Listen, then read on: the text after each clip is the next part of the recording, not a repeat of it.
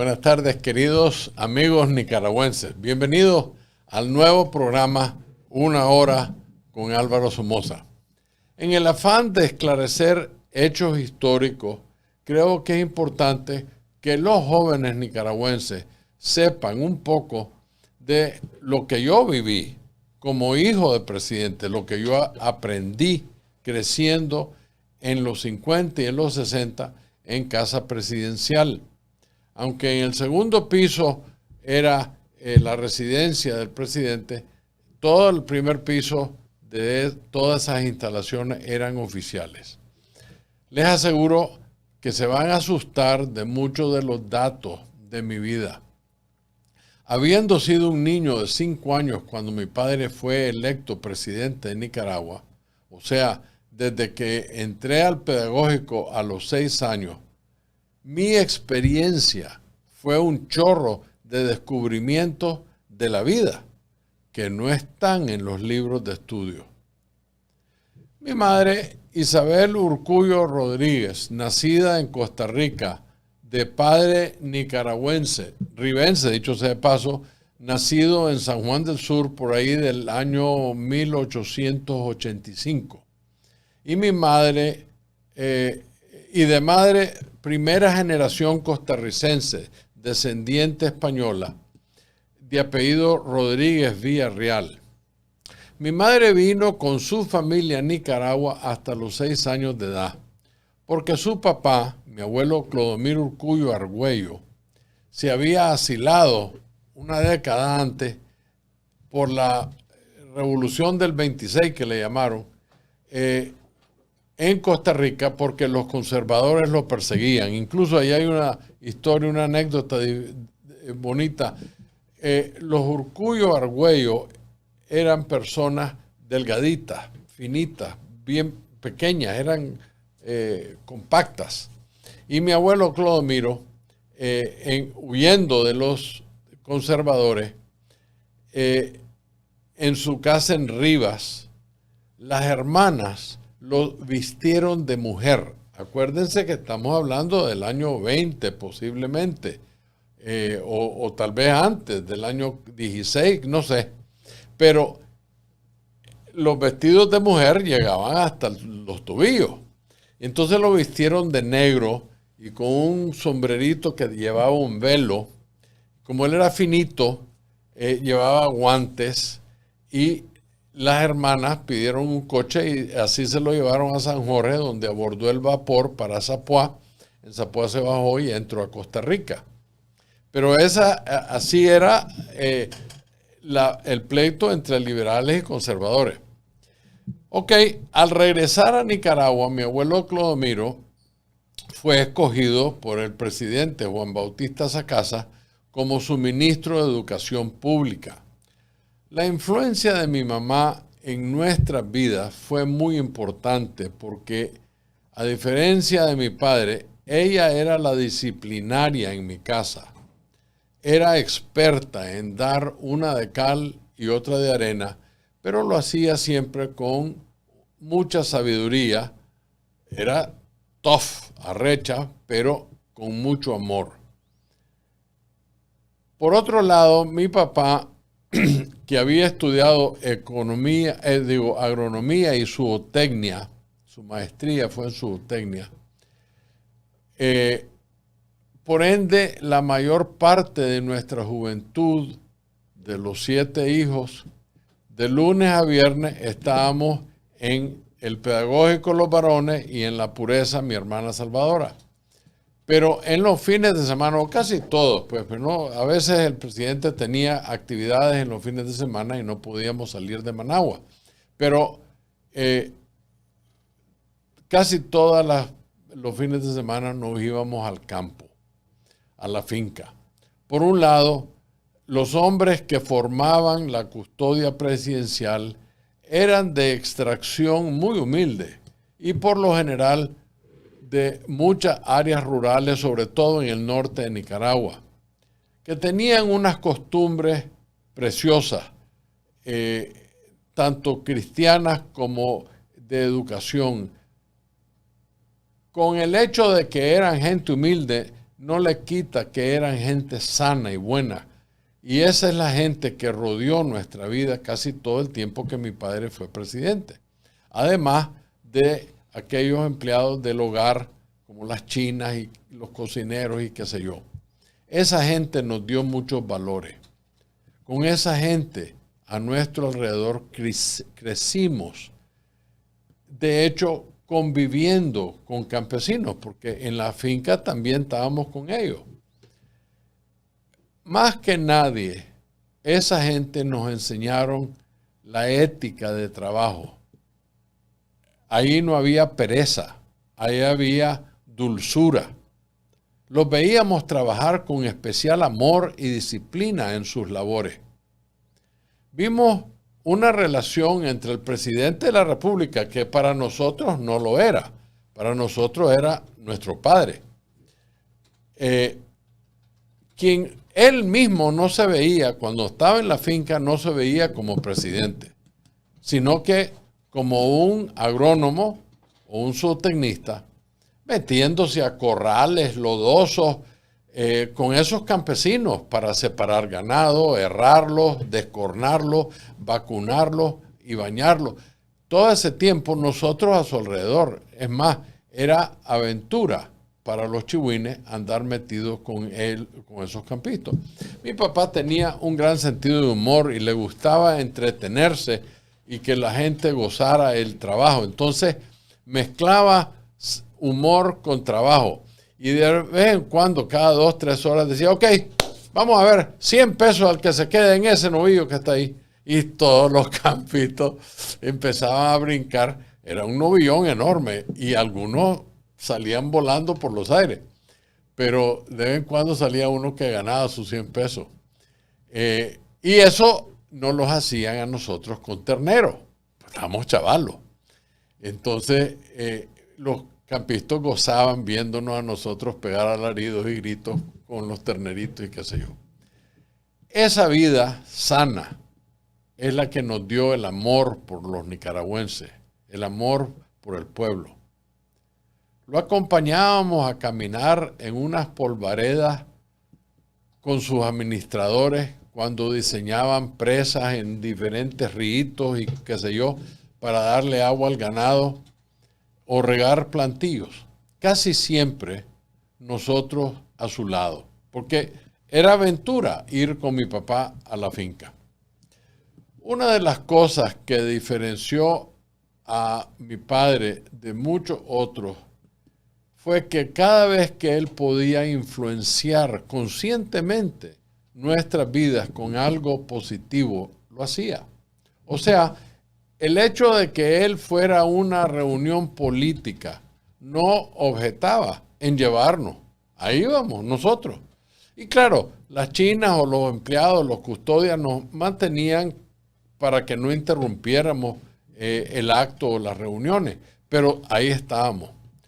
De igual manera nos incluía en toda clase de actividades que nos enseñaron y nos entrenaron a convertirnos en personas útiles, no vagos. En mi hogar siempre hubo mucho sentido de humor entre la familia. Tanto mi papá como mi tío Vicente Urcullo, ambos tenían un gran sentido de humor y vivían o contando historias o contando chistes o haciendo guasas, pero en mi casa había un ambiente muy positivo siempre. Aunque estábamos llenos de trabajo, nosotros por la escuela y mi padre por las carreras de la política con la agricultura. Desde muy jóvenes comprendimos las responsabilidades que vienen con el día a día de la vida del presidente. Mis padres no nos dejaban aventurarnos en actividades donde aprendíamos de la vida, aunque algunas de esas causaban cierto pánico en mi mamá o dolor a nosotros si nos caíamos o nos golpeábamos. Ya de 8 años éramos buenos montados. Pues en el dicho nica, éramos arrechos al caballo. Sabíamos manejar ganado, arriar ganado, manejábamos tractores, aprendimos Fíjate que una de las aventuras de mi papá era en el ingenio Dolores nos mandaba tempranito con un señor que se llamaba Cabrera, le decían Currucho, una de las personas más lindas que yo conocí, a darnos una educación desde el momento que la caña entraba al ingenio hasta que salía un saco de azúcar. Pasábamos el día entero con Currucho. Y era tan aventura aquello que ni siquiera nos molestábamos en almorzar. Era lindo, esa era la educación que él quería. Una vez nos mandó con cortadores de caña en carreta y bueyes. Y en esos tiempos no se quemaban los cañaverales, sino que la gente usaba ropa de manga larga y qué sé yo, para que no los cortara la hoja de la caña. Pero era lo que mi padre quería era enseñarnos la dureza del hombre de a pie. Esa fue la gran educación. Mi padre nos dejaba manejar el vehículo de él. Le decía al chofer, en cuanto entrábamos a un camino de tierra, decía, burrito, porque así le decían a Esquivel, el chofer de mi papá, burrito, párate. Y volteaba a ver, y uno de los chihuines atrás, Luis, Álvaro, Bernabé, ven a manejar. Entonces, ya comenzábamos a manejar. A veces nos tenían que poner una almohadita atrás para llegar hasta los pedales. Pero la audacia del presidente de permitirle a sus hijos manejarle era para nosotros como una medalla de honor. Con el tiempo, los tres varones mayores aprendimos a volar aviones.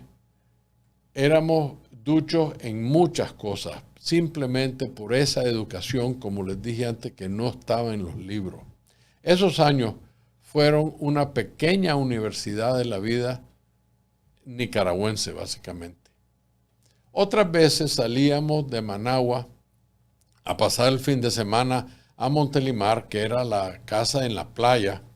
Sin embargo, mi padre inevitablemente le dedicaba tiempo al teléfono conversando por horas con innumerables personas en la política, embajadores, ministros, miembros de su gabinete, secretarios, etcétera, empresarios, hasta gerentes de sus negocios. Eran horas los que pasaba en el teléfono. Montelimar era enorme diversión para nosotros. Allí andábamos a caballo en la playa, nos bañábamos, aprendíamos a bucear, porque a mi papá le encantaba tirar un chelín a la piscina y que nosotros nos tirábamos a bucear. O hacía una competencia de buscar el tesoro. Y entonces algunos de sus oficiales escondían cosas por todos lados y lo hacía tomando en cuenta a los chihuines y a los mayores, ¿verdad? A veces teníamos que esperar a mi papá que terminara de reunirse con diversos técnicos relacionados con las operaciones del ingenio o alguna cosa, pero siempre tenía tiempo para jugar con nosotros, aunque fueran unos cuantos minutos. En esas horas que para nosotros todo era aburridísimo, que él estaba en reuniones, mi mamá era una persona que siempre estaba pendiente de todo, tanto de los custodias de don Luis como de los empleados de la casa, las reuniones que había que mandarle café a la reunión donde estaba y qué sé yo. Pero yo me acuerdo que mandaba a uno de sus ayudantes a cortar cañas de azúcar, pelarlas y cortarlas en 2 nudos.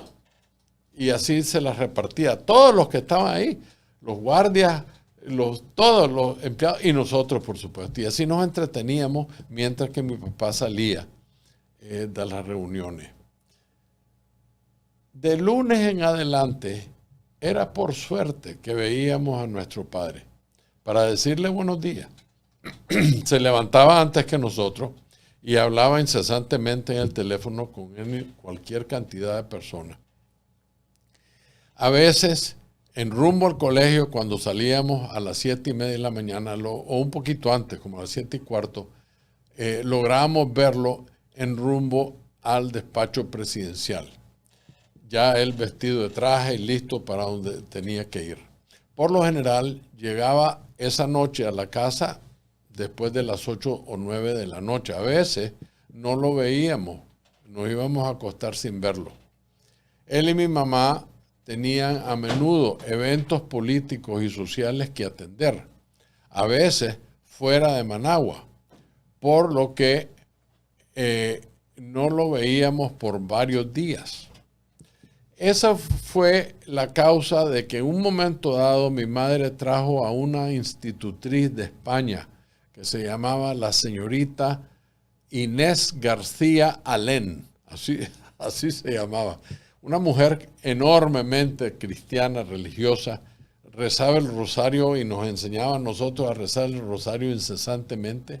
Una persona lindísima, que tenía una gran educación, europea por supuesto, y nos enseñó tantas cosas. Y cuando mis padres estaban ausentes, ella era de hecho la que nos mandaba en todo, la educación, las clases, las tareas, todo. Ser hijo de presidente en la gran mayoría del tiempo no era muy divertido, créanme. Teníamos que aprender un sinnúmero de hechos y realidades en caso que tuviéramos que ir a eventos oficiales acompañando a nuestros padres.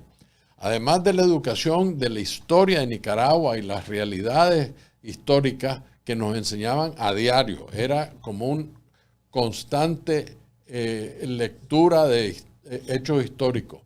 Desde modales a saludar, modales en la mesa, cuáles cubiertos agarrar, con qué, créanme, con qué vino a acompañar tal comida. O sea, nos enseñaron todo lo que tenía que ser con ser hijos de un dignatario. Desde, como les dije, hechos históricos por todo el mundo, hasta poder conversar con personas mayores de cosas que ellos estaban interesados, que en la gran realidad era gente tan bondadosa que les interesaba las cosas de los chavalos.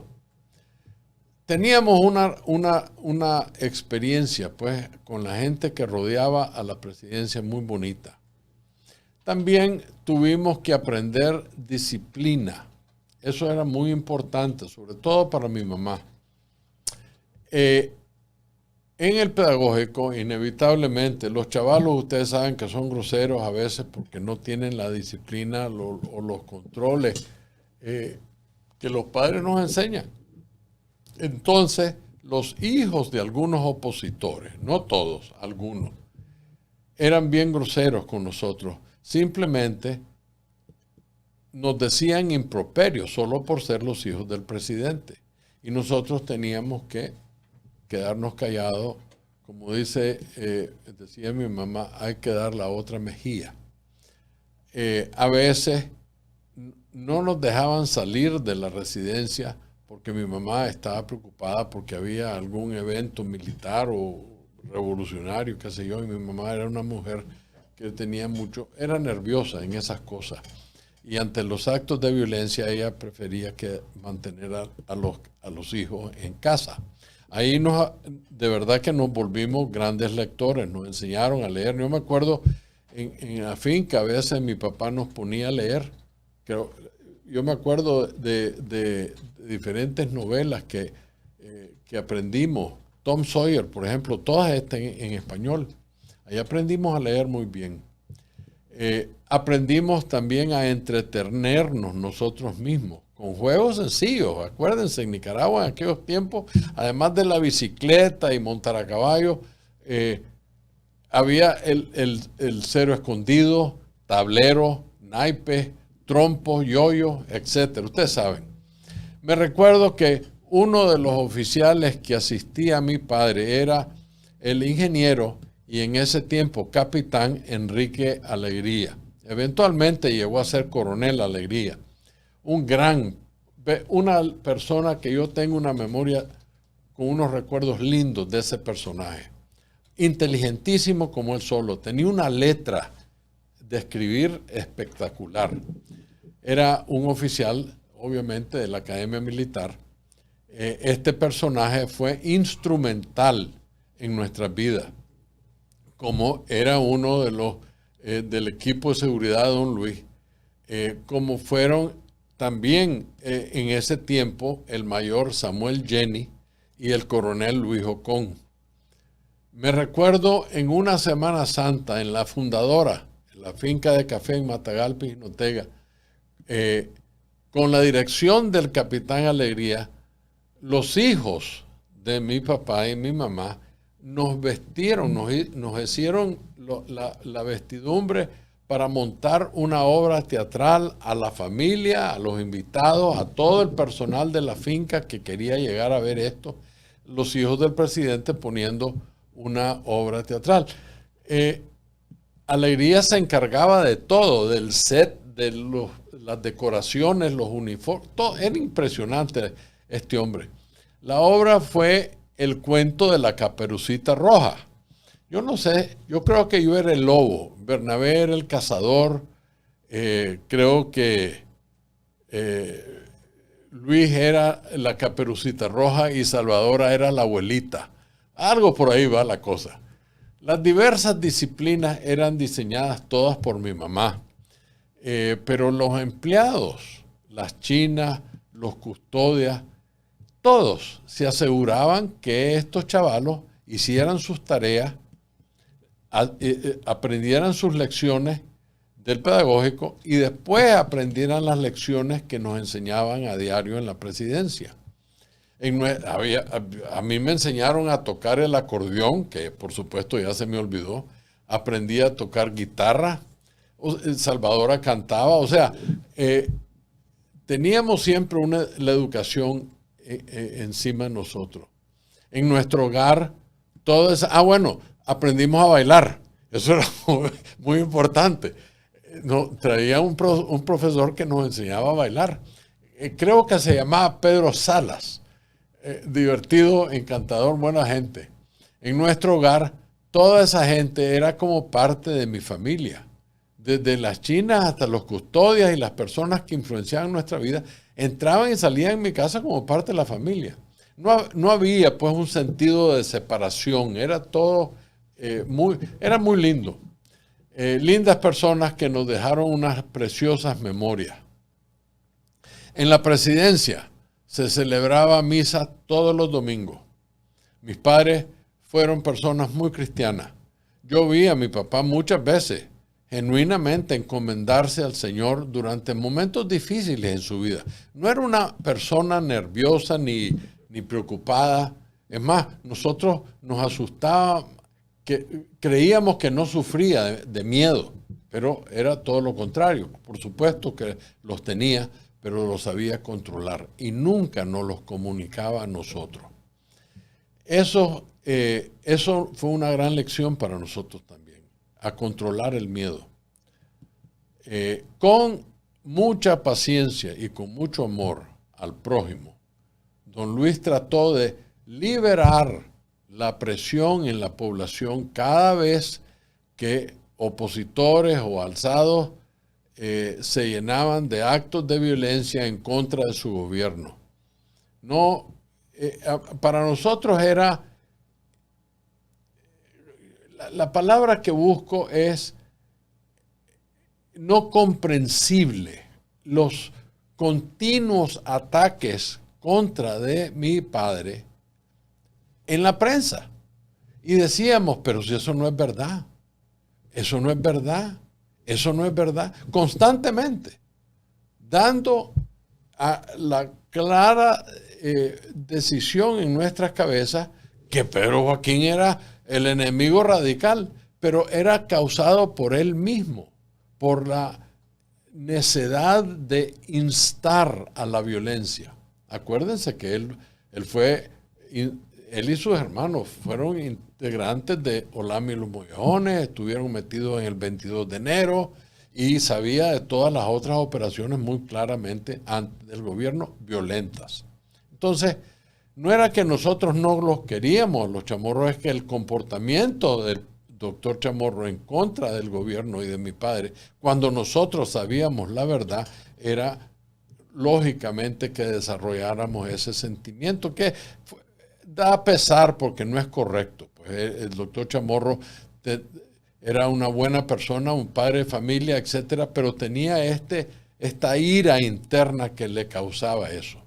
Creo que como dijo Napoleón, mi padre era una persona, y así lo dijo Napoleón, un hombre de Estado que tenía el corazón en la cabeza. No dejaba que las cosas que lo insultaban o que lo molestaban influenciaran su comportamiento. Era totalmente tranquilo y más bien se reía de algunos de los insultos y cosas que se decían. Siempre Luis Somoza mantuvo una envidiable tranquilidad en su visión como presidente. Además, tenía que administrar el Estado, los proyectos indispensables para el desarrollo nacional, las interminables reuniones con los involucrados en la creación de un sinnúmero de instituciones, como es el caso del desarrollo del único banco que se ha hecho en Nicaragua de desarrollo industrial y económico, como fue el Infonac, el Instituto de Fomento Nacional, la creación del Instituto del Seguro Social, la creación del Banco Central, la creación del Banco de la Vivienda, las negociaciones rutinarias con políticos de ambos partidos, los financiamientos para proyectos como la presa del río Tuma, que creó el lago de Apaná, que a su vez alimentaba la única planta hidroeléctrica en el país. En fin, ser un buen presidente genuinamente requería que el presidente ponga a la nación antes de su familia.